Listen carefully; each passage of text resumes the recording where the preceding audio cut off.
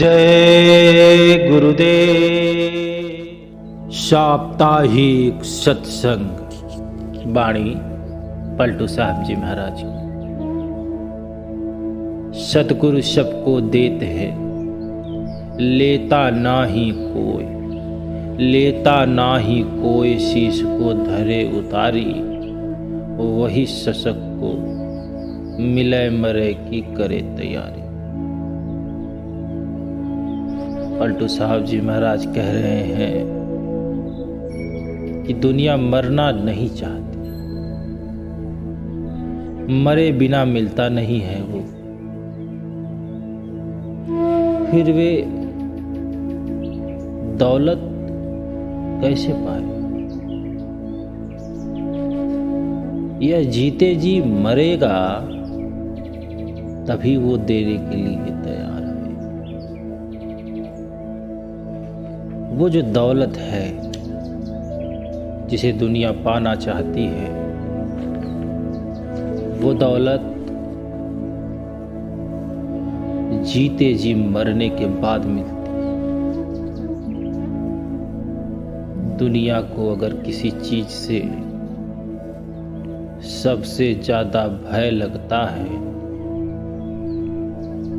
तो वो मौत है। एक शाश्वत सत्य कहा जाता है कि मरता हुआ व्यक्ति कभी झूठ नहीं बोलता। कहने का मतलब है कि मौत वह अवस्था होती है जिस अवस्था में आकर के कोई भी व्यक्ति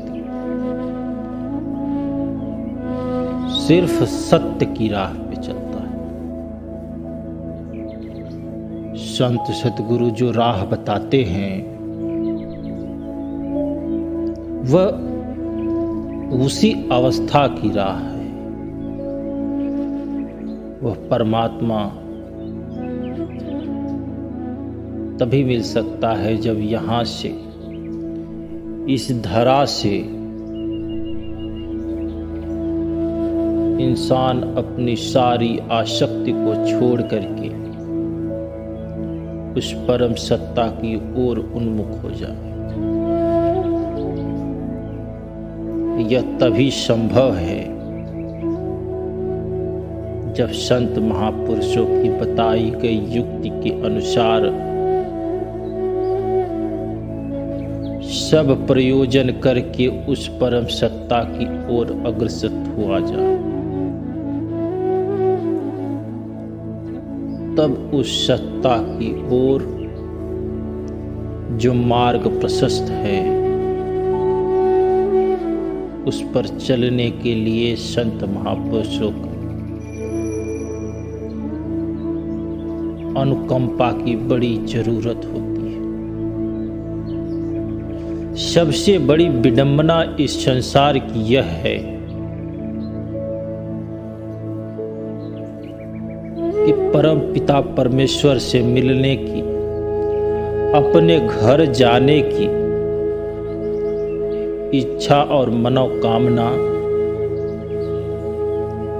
सिर्फ जिह्वा पे है, कंठ तक नहीं। और दुनिया की तमाम इच्छाएं, तमाम मनोरथ इंसान के रग रग में भरी हुई। इसलिए संत कहते हैं कि जिससे तुम पूर्णतः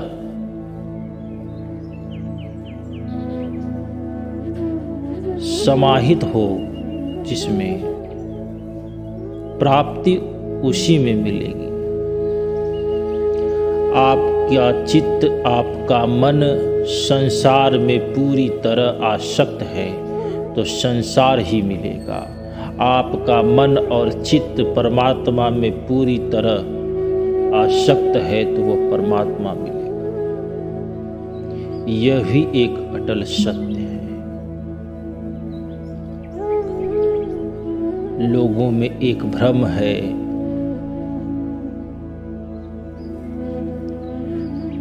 कि संत महापुरुषों का सानिध्य पा करके जल्दी से जल्दी उस सत्ता को प्राप्त कर लिया जाएगा। आपको यदि दिल्ली जाना है तो पलक झपकते पहुंच जाना यह संभव नहीं है, वक्त लगेगा। ये सत्य है कि आपको जिस मार्ग से जाना है वह राही मिल गया, वह मार्गदर्शक मिल गया आपको।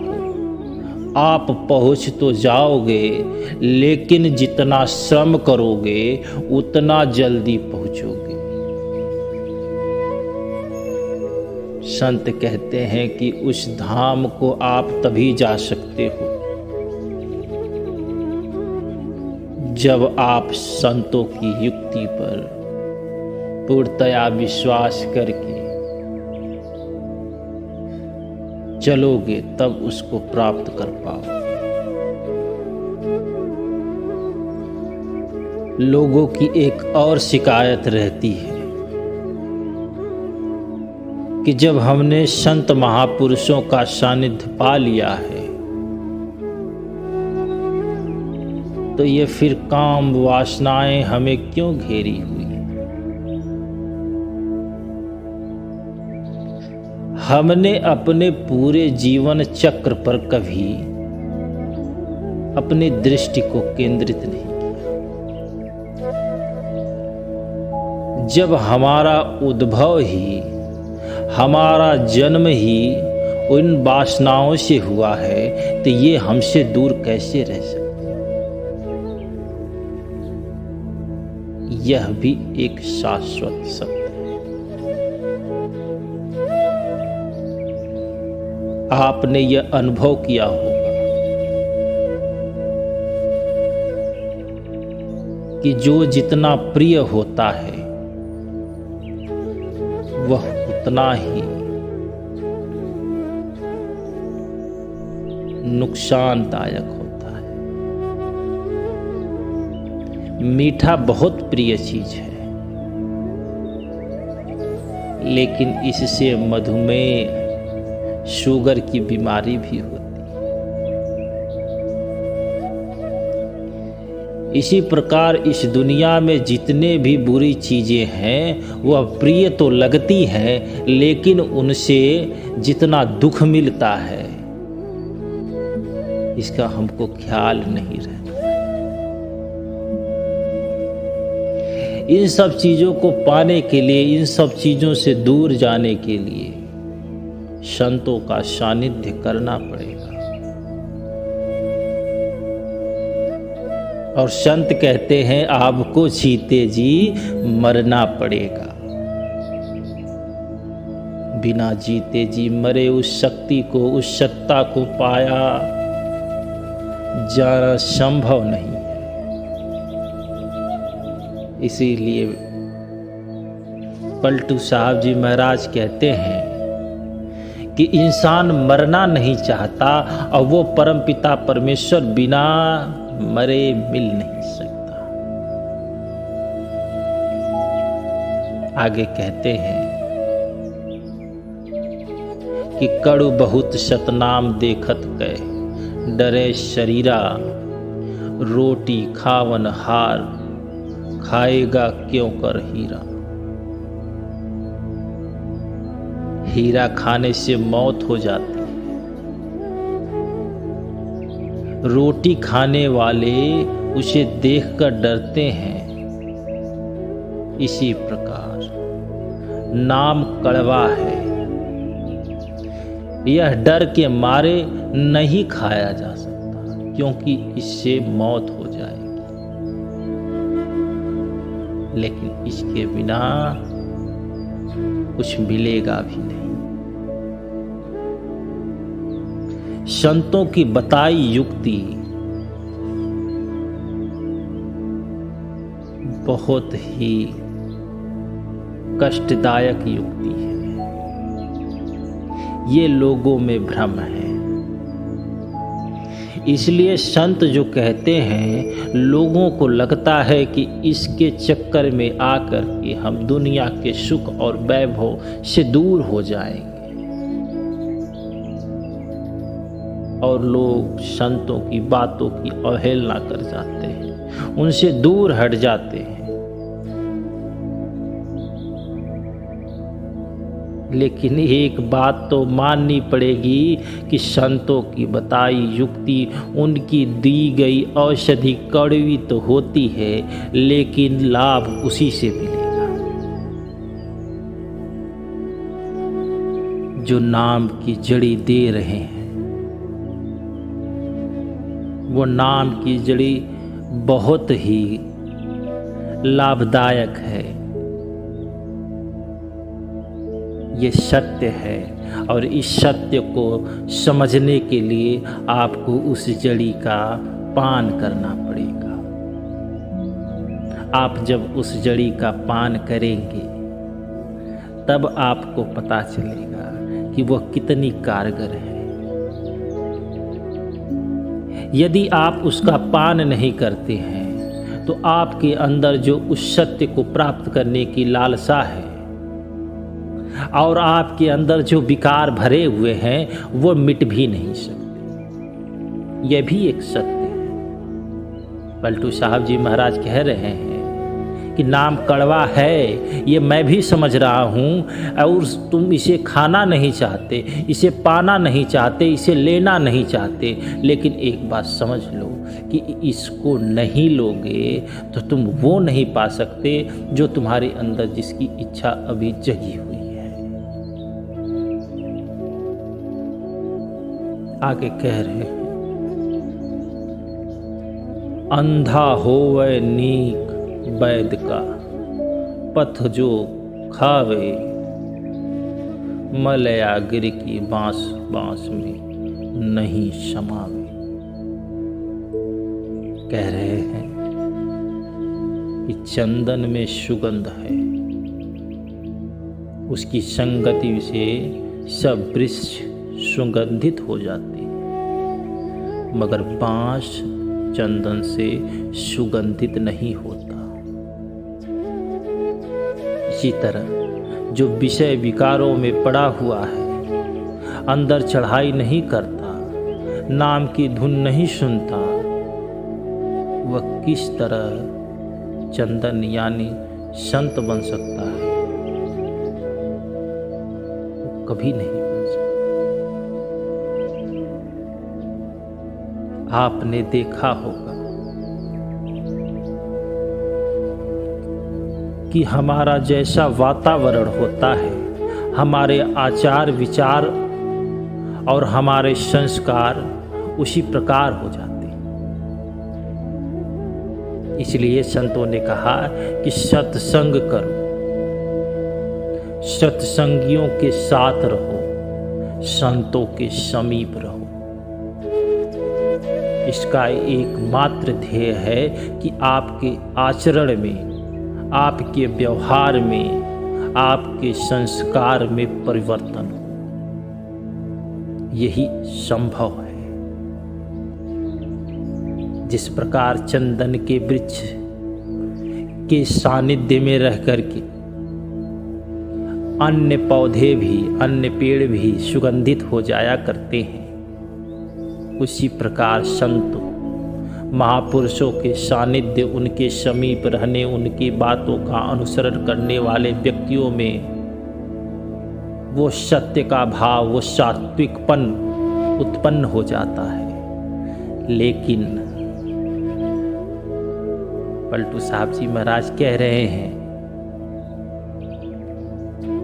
कि सानिध्य में रहने के बाद भी जैसे बांस का पेड़ कभी सुगंधित नहीं होता, उसी प्रकार जिनके अंदर विषय विकार कूट कूट के भरे हों, वो कितना भी संत महापुरुषों के सानिध्य में अपना जीवन यापन कर ले, वो कभी भी उस सत्ता के समीप नहीं जा सकता। आगे कह रहे हैं कि पलटू पारस क्या करे, जो लोहा खोटा होए। सतगुरु सबको देते हैं, लेता नाही कोई। अगर लोहा ही खोटा हो तो पारस क्या करे। यदि शिष्य का हृदय ही मैला होगा तो कोई गुरु क्या करेगा।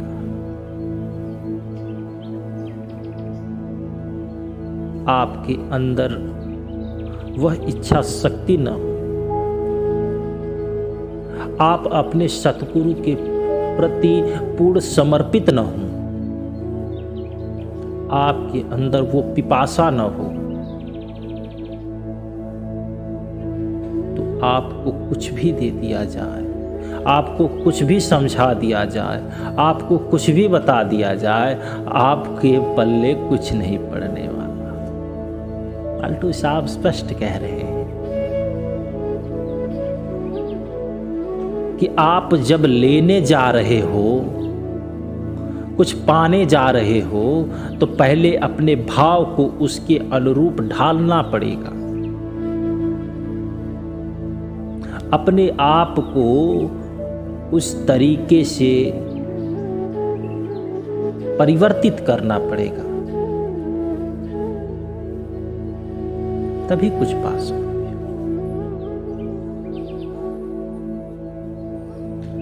यदि अपने अंजुली को ऊपर करके बरसात में रखा जाए तो कुछ पानी ठहर सकता है। अगर आपने अपनी अंजुली को नीचे की तरफ घुमा दिया, कितना भी अमृत बरसे, एक बूंद भी नहीं ठहर सकती। जय गुरुदेव।